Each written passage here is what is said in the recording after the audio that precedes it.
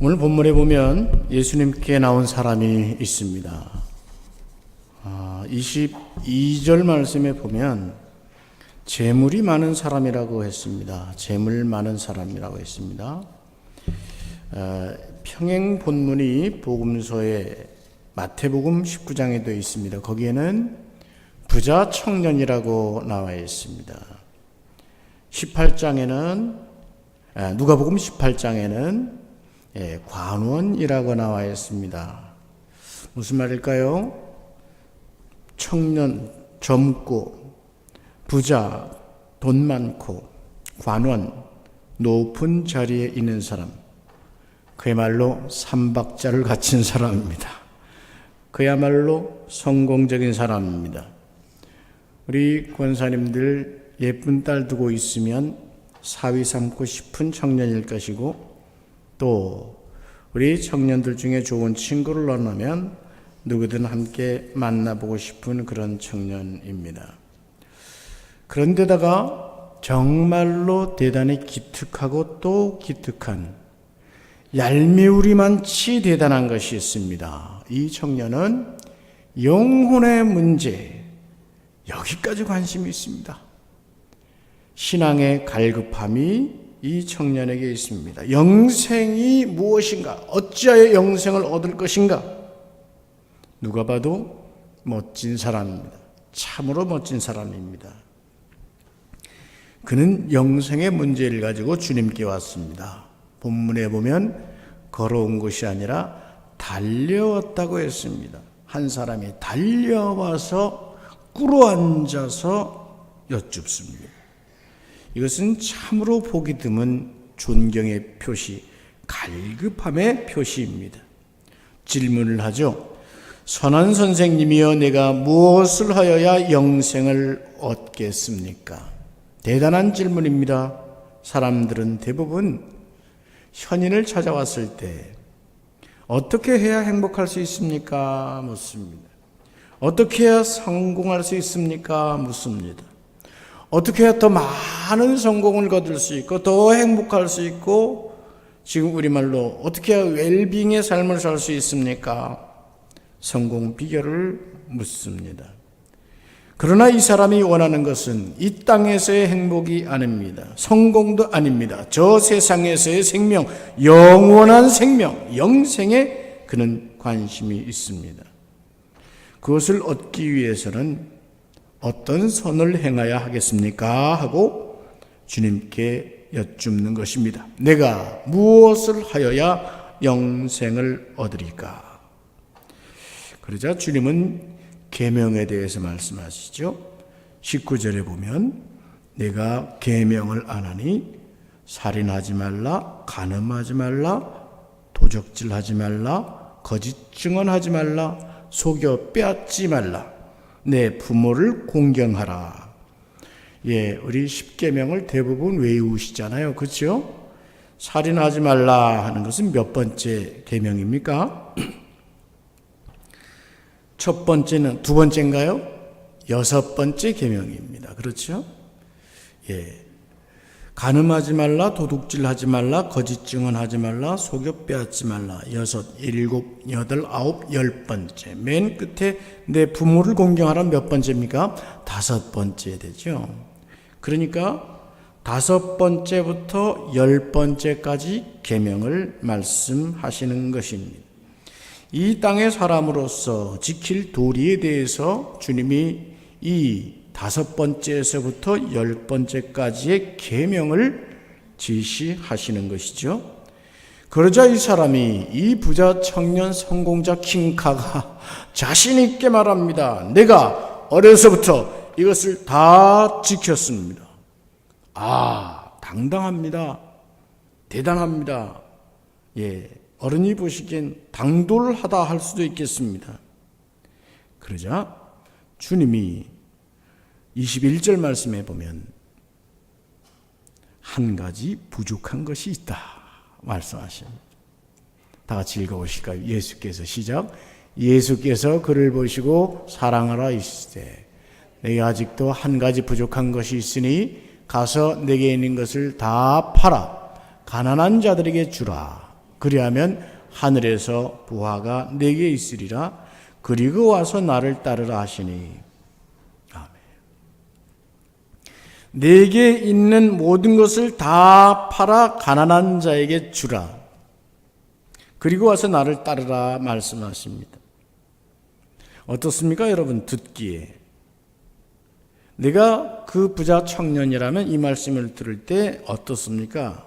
좀 심하게 여겨지지는 않습니까? 아니, 좀 심한 게 아니라 많이 심하게 여겨집니다. 이런 곤란한 요구를 왜 하시나? 어째서 이렇게까지 곤란하게 하시나? 여러분처럼 신앙 좋은 분들, 수요일에 예배 나오시는 분들은 훌륭한 분들이에요. 여러분처럼 신앙 좋은 분들도 주님이 내게 당장 이런 말씀을 하신다면, 네가 가진 모든 것을 다 팔아 가난한 자에게 주라. 그리고 와서 나를 따르라 라고 한다면 곤란하게 여겨지지 않겠습니까? 내 재산을 다 팔고 주님을 따라야 천국에 갈 수 있다는 말씀이라면 말입니다. 그래서 이 멋진 청년이 결론적으로는 슬픈 기색을 하고 근심하며 돌아갔다고 성경은 기록합니다. 그리고 주님은 한 수 더 나가서 충격적인 말씀을 하십니다. 재물이 있는 자는 하나님 나라에 들어가기가 심히 어렵도다. 이 말씀을 듣고 제자들이 놀랐다고 했습니다. 아니, 주님이 이렇게까지 말씀하시나? 우리 유대인들의 이해는 본래 재물을 많이 갖고 있는 것이 의인에 받은 축복이라고 여겼습니다. 따라서 제자들은 그간 자신들이 가졌던 이 재물, 이건 축복, 이건 의인, 이 삼박자의 내용이 잘못된 건가 하고 그들은 놀라는 겁니다. 그래서 바로 그 자리에서 주님이 하시는 말씀이 있습니다. 24절, 25절의 말씀, 우리 다 같이 한번 같이 읽어보십니다. 제자들이 시작. 제자들이 그 말씀에 놀라는지라. 예수께서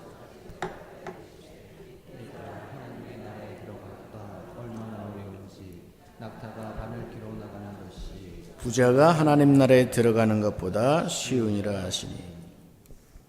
이건 또 한 수 더 뜨시는 것 같아요. 부자가 하나님 나라에 들어가는 것보다 낙타가 바늘기로 나가는 것이 더 쉽다 이 말입니다. 낙타가 바늘기로 들어간다는 말은 당시에 랍비들이 즐겨 쓰던 표현입니다. 불가능한 것을 표현할 때 쓰던 말입니다. 부자가 천국에 들어가는 것은 이렇게 어려운 것이다 말씀하는 것입니다. 그래서 제자들이 매우 놀라며 수군댑니다. 서로 이야기 나눕니다. 그럼 누가 구원을 받을 수 있겠는가? 저렇게 잘 믿는 청년, 성공적인 청년, 모범적인 청년도 구원을 받지 못한다면 일반 사람들, 그보다 못한 사람들이 허다한데 누가 구원을 받을 수 있겠는가 하는 말입니다. 그때 주님이 이 사건에 나오는 지금 제가 드리는 모든 질문들의 답이 되는 키의 말씀을 전해주십니다. 27절의 말씀입니다. 다 같이 읽겠습니다. 예수께서 시작. 예수께서 그들을 보시며 이르시되 사람으로는 할 수 없으되 하나님으로는 그렇지 아니하니 하나님으로서는 다 하실 수 있나니라. 아멘. 마가의 이 기록 속에서 주님은 우리에게 들려주고자 하시는 것이 있습니다.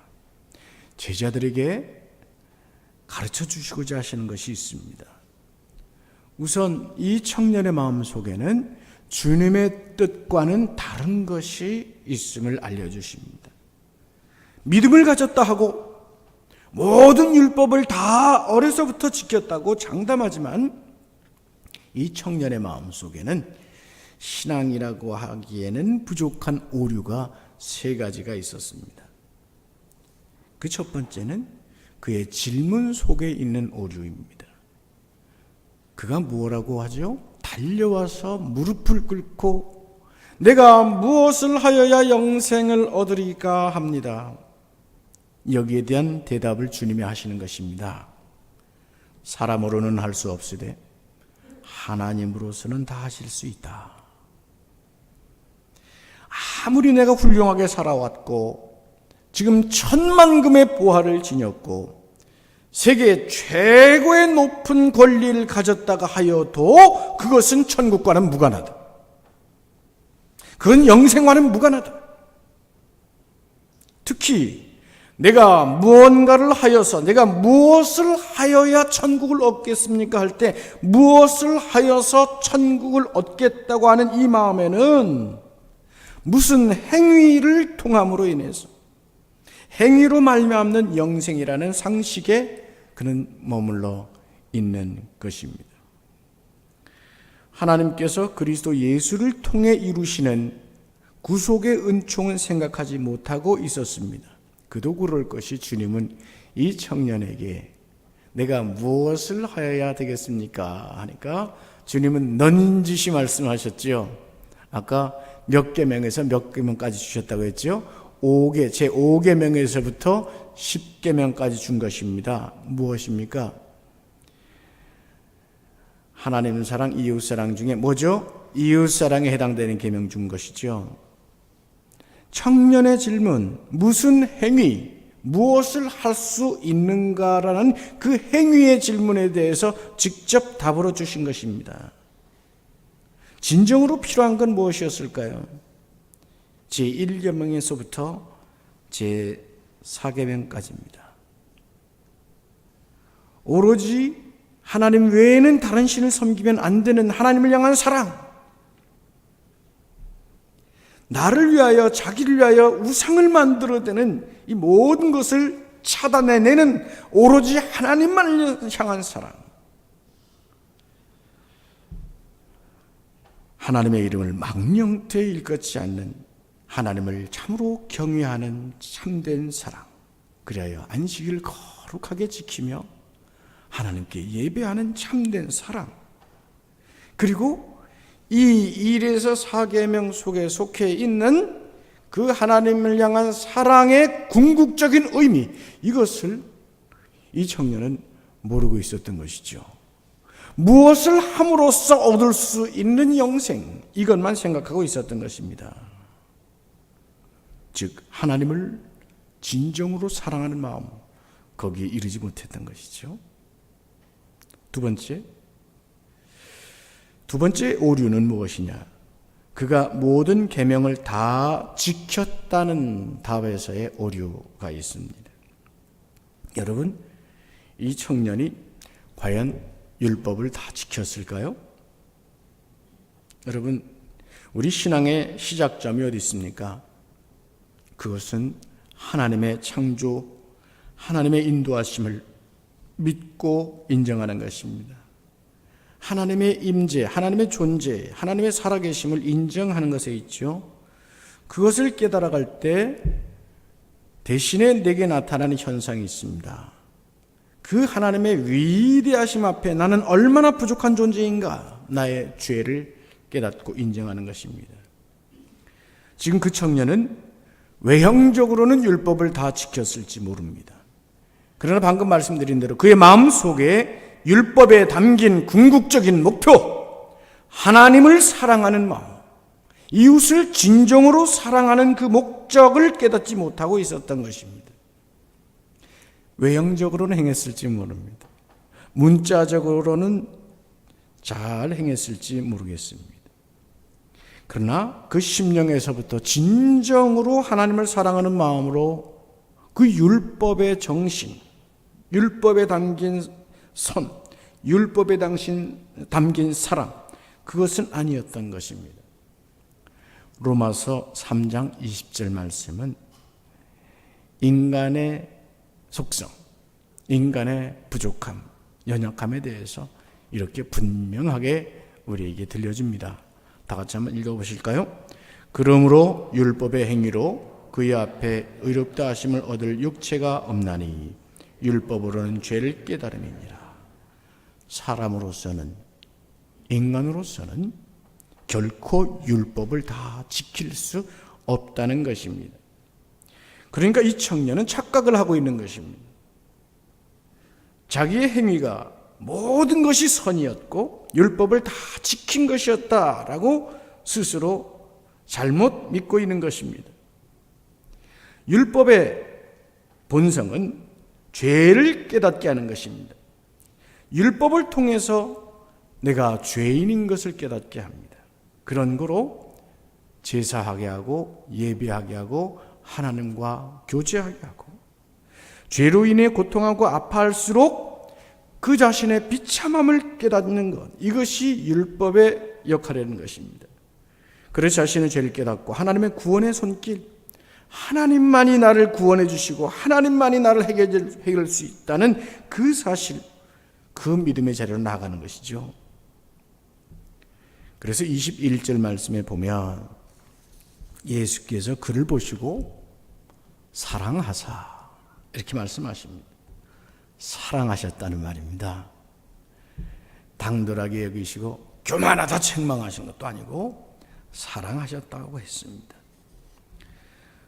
성공도 했고 훌륭한 배경도 지녔고 당돌한 이 청년의 모습, 아마도 혹시 사도 바울이 과연 청년 때 이런 모습이었을까요? 근거 없지만 상상은 해봅니다. 어쨌든 당돌한 이 청년의 모습, 또한 영생을 갈급하는 모든 모습을 주님은 사랑스럽게 여기신 것입니다. 그래서 주님이 하신 말씀이 뭐겠습니까?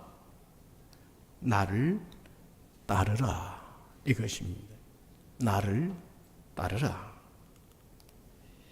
이것이 주님이 주신 답이었습니다.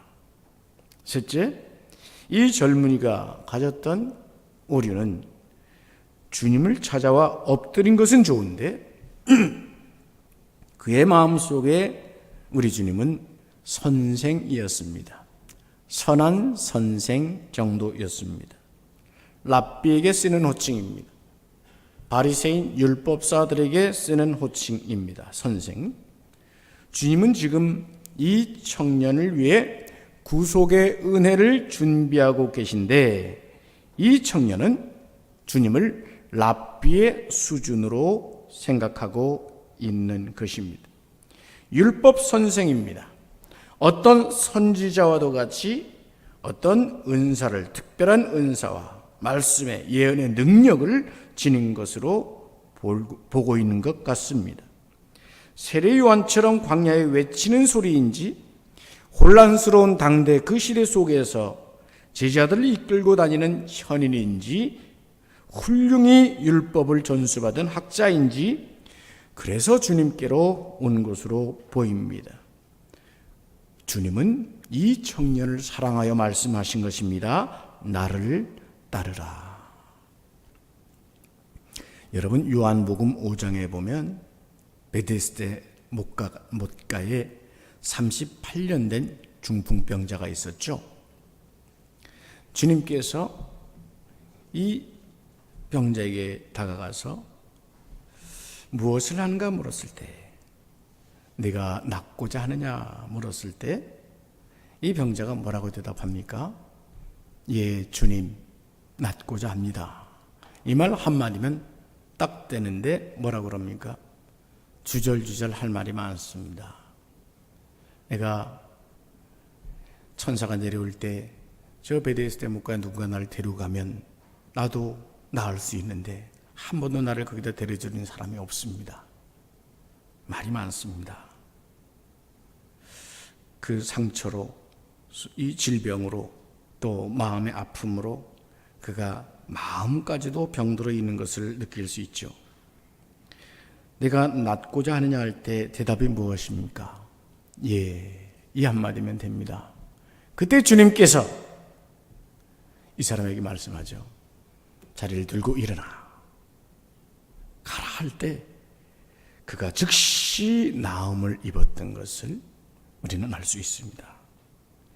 주님은 모든 영혼들을 사랑으로 대하셨습니다. 이 청년도 주님은 사랑하셨습니다. 사랑하여 말씀하신 것입니다. 나를 따르라고 말입니다. 근데 여러분, 청년은 나를 따르라는 말씀 앞에 나와 있는 이 말이 걸렸습니다. 모든 것을 다 팔아, 내게 있는 것을 다 팔아 가난한 자들에게 주라. 이 말을 크게 들었습니다. 주님은 나를 따라옴으로 구속에 참여하고 모든 것이 해결되는 바로 그것을 말씀해 주는데, 이 사람은 모든 것을 다 팔라는 그 말씀에 꽂히고 그 말씀에 꽂혀 그 다음 단계에 말씀하신 궁극적인 주님의 말씀, 나를 따르라는 말씀을 놓칩니다. 여러분, 가난한 자들에게 구제하는 일은 참으로 귀한 것입니다. 오늘도 우리 많은 교회 또 크리스천들이 구제하고 긍휼 사역을 하는 일들은 참 귀한 일입니다. 또 필요한 일입니다. 또 하나님께서 기뻐하시는 일이고 더 많이 양산되고 우리 대한민국뿐만 아니라 저 북한의 동포라든가 해외의 특히 아프리카 극히 빈민한 나라들을 우리가 도와야 되는 일은 하나님께서 기뻐하시는 일입니다. 그래서 우리나라에도 둘의 공동체니 다일 공동체니 영등포 선교회니 대학로에 서울역에 많은 교회 또 성도들의 사역들이 있습니다. 우리 교회가 열심히 사역하고 있는 이 나사렛 사역도 참으로 귀한 것입니다. 이런 구제 긍휼 사역은 하나님이 기뻐하심으로 그로 인한 상급도 있으리라고 생각됩니다. 그런데 그것이 영생에 이르는 길은 아니라는 사실입니다. 주님만이 영생에 이르게 하신다는 사실입니다. 주님의 죽으심이 죄의 씻음이 되고 주님의 부활로 영생과 소망의 꿈을, 목적을 이룰 수 있는 것입니다. 오늘 우리는 사순절 네 번째 주간을 지내고 있습니다. 그리고 주님을 집중하여 바라보며 공생애와 고난, 십자가의 의미를 생각하는 때입니다. 말씀을 마치고자 합니다. 우리는 부자일까요? 가난한 자일까요? 생각해 보셨습니까? 부자일까요? 가난한 자일까요? 자신 있게 제가 말씀드릴 수 있는데, 우리 중에 가장 가난하다고 자신 있게 말하고 싶은 사람이 있다면 그렇다고 해도 그는 부자일 것입니다. 전 세계에 지금 우리처럼 냉장고의 문을 열면 음료수 먹을 것 가득하고 냉장고 하나가 모자라서 무슨 김치 냉장고도 마련하고 또 여기저기 쌓여 있는 물건들, 창고라든가 어디 곳간이라든가 쌓여 있는 물건들, 이렇게 사는 사람들은 전 세계의 3분의 1 혹은 그보다 더 못 미칩니다. 젊은이들이 가장 많이 이야기하는 근래의 화제가 비트코인이라고 합니다. 가상화폐 있잖아요. 참 이 돈의 문제 때문에 가상화폐에 투자를 했다가 참 어렵게 된 젊은이들 이야기들이 많이 등장합니다. 우리 중년과 장년들, 어르신들까지 포함해서 젊은이들 말고 어른들이 가장 많이 화제로 삼는 주제가 뭔지 아십니까? 젊은이들은 비트코인, 우리 어른들은 집값이랍니다. 집값, 땅값, 집값. 결국 돈 얘기죠. 그만큼 우리는 물질이 가장 큰 관심사가 된 시대 속에 살고 있습니다. 바로 이때 우리가 오늘 말씀으로 생각해야 되는 것은 자칫 그 물질이 나의 전부가 되지 않도록 내 영혼을 지켜야 되는 것입니다. 부자는 하늘나라에 가기 어렵다. 다른 말로 하면 누가복음 16장 13절의 말씀. 다 같이 한번 읽어보실까요? 시작. 집 하인이 두 주인을 섬길 수 없나니 혹 이를 미워하고 저를 사랑하거나 혹 이를 중히 여기고 저를 경히 여길 것임이니라. 너희는 하나님과 재물을 겸하여 섬길 수 없느니라. 아멘. 베드로가 이 부자 청년의 이야기를 보고 사건을 보고 또한 부자가 하늘나라에 들어가기가 이 낙타가 바늘을 통과하는 것보다 바늘로 나가는 것보다 더 어렵다 이런 말씀을 들으면서 사실 마음으로 좋았습니다. 주님이 뭐라 하셨냐 하면 부자가 재물로 인해서 하나님 나라에 들어갈 수 없는 이 비극적인 인생이 아니라 하나님으로서는 다 할 수 있는 바로 그 믿음 안에 거하는 것으로 인하여 베드로는 좋았습니다. 그리고 한마디 합니다. 보소서 우리가 모든 것을 버리고 주를 따랐나이다. 자신 있게 말합니다. 그래서 주님께서는 굉장한 축복의 말씀을 하시죠. 29절 30절 다 같이 한번 읽어보시겠습니다. 시작. 예수께서 이르시되 내가 진실로 너에게 이르노니 나와 복음을 위하여 집이나 형제나 자매나 어머니나 아버지나 자식이나 전토를 벌인 자는 현세에 있어 집과 형제와 자매와 어머니와 자식과 전토를 100배나 받되 박해를 겸하여 받고 내세의 영생을 받지 못할 자가 없느니라. 아멘. 베드로의 헌신을 주님은 기뻐하시면서 그를 축복하셨습니다. 그리고 천국을 약속하셨고 이생에서 현세에서의 축복도 약속하셨습니다. 그런데 여기서 한 가지 기억해야 될 것이 있습니다. 전토를 100배나 받되 핍박, 박해를 겸하여 받는다고 했습니다.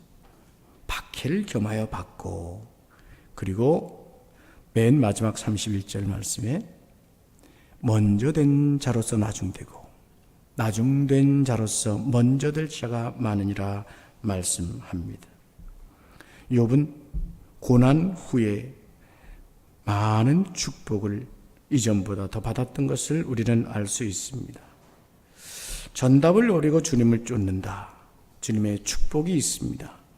천국의 보화의 약속이요 이 땅에서의 약속입니다. 그런데 또한 핍박을 겸하여 받는다는 말씀도 하십니다. 그 핍박을 받고 우리가 먼저 된 자로서 나중되지 않도록 내게 다가오는 십자가를 붙잡고 박해 속에서도 승리하며 나아가는 믿음을 주님 말씀하시는 것입니다. 오늘 이 사순절을 지내면서 이 말씀 속에서 우리 믿음을 다시 돌아보며 말씀으로 드리는 기도를 두 가지를 함께 나누고자 합니다. 첫 번째, 다 같이 한번 읽어보실까요? 시작. 세상의 물질 문화에 동화되지 않게 하옵소서. 주님을 따르는 일이 최선의 목적이 되게 하옵소서. 두 번째, 주님의 능하신 손길에 의지하고 말씀을 붙들고 훈련을 받으며 먼저 된 자로서 나중되는 실패작 인생이 되지 않게 하옵소서. 아멘. 다 같이 잠시 기도하시겠습니다. 기도 제목을 놓고 잠시 기도합니다. 하나님 아버지, 우리가 이 세상 살아가는 동안 하나님과 재물을 겸하여 섬길 수 없다 하였습니다. 주께서 주시는 이 말씀을 붙잡고 하나님, 참으로 하나님께서 주시는 은혜를 붙잡게 하시고 말씀을 붙잡게 하시고 내 생에 하나님이 주시는 가장 큰 은혜가 목적이 되게 하여 주시옵소서. 주님을 따르는 이 일이 최선의 목적이 되게 하여 주시옵소서. 세상의 물질 문화에 우리가 동화되지 않도록 하나님 붙잡아 주시고 주님을 따르는 일, 주님을 따르는 소망, 이것이 최선이 되게 하여 주시옵소서. 또한 주님의 능하신 손길에 의지하고 저희가 말씀을 붙들고 훈련을 받으며 주여 우리에게 주시는 박해도 능히 감당하게 하시고 십자가의 무거운 짐도 능히 감당하게 하여 주셔서 주여 먼저 된 자로서 나중되게 퇴보하는 믿음이 되지 않도록 신앙의 실패작이 되지 않도록 우리를 붙잡아 주시옵소서.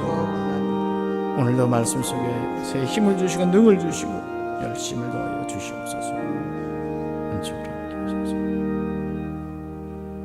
주님 주신 말씀을 붙잡고 기도하는 자들 위해 하나님 함께하여 주시되 기도한 대로 응답하여 주셔서 세상의 물질에 우리가 동화되지 않게 하시고 주님을 따르는 일이 최선의 목적이 되게 하시고 말씀을 붙들고 말씀의 훈련을 받으며 내게 주시는 박해의 시험도 능히 이겨가며 먼저 된 자로서 나중되는 실패작 인생이 되지 않도록 하나님 우리 믿음을 붙잡아 주시옵소서.